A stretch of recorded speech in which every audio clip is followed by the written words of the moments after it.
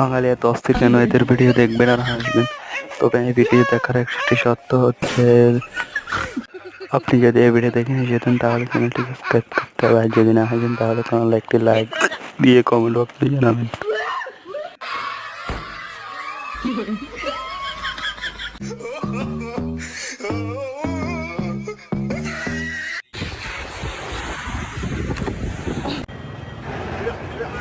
বাঙালি এত অস্থির কেন?